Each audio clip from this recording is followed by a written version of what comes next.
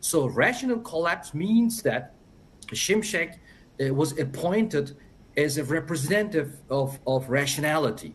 So now it's a little bit making fun of those terms. So that's what your rationality is, and it has collapsed. So we have to just make fun of what you claimed, and that's why we call it rational collapse. So rationality has collapsed in their view.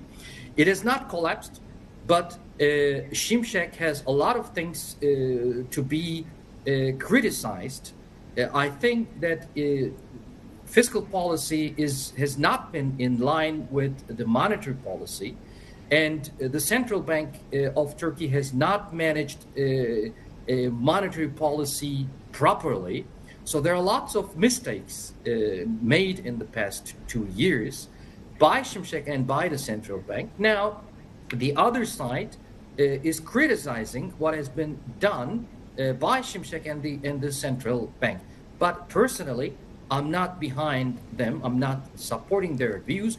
But a lot of factions in the society, business people, academics, lots of newspaper people, from press.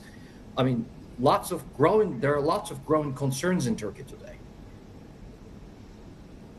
So, Arda, with that in mind, do you think a fiscal and central bank policy pivot may be coming? You and I have spoken over many years about how the central bank in Turkey is not necessarily shielded from political influence. Of course, it was previously called the Central Bank of Erdogan in the press. Are we going to see any change in policy as a result of this shift that we're now seeing underway and this widening gap, as I mentioned, between the technocrats and the loyalists? We might see. We cannot be sure about that because Turkey does not have checks and balances as it used to have in the past. So we have one-man rule. So whatever the president is going to say is going to happen. So that's why it is totally unpredictable what kind of changes Turkey is going to go through. That's why I cannot really comment on that.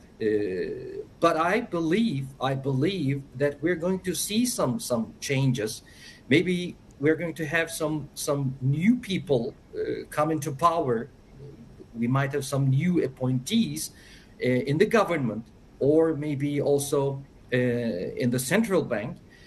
But it is really unpredictable right now. But the problems are they're just in place, and economic conditions have been deteriorating, and income inequality is worsening.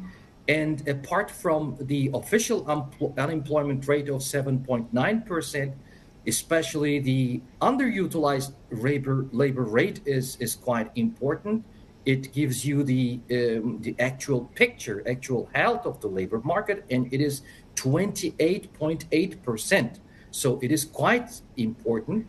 Well, we might see some changes very soon, but this is unpredictable since Turkey does not have checks and balances and institutional framework, institutional infrastructure anymore.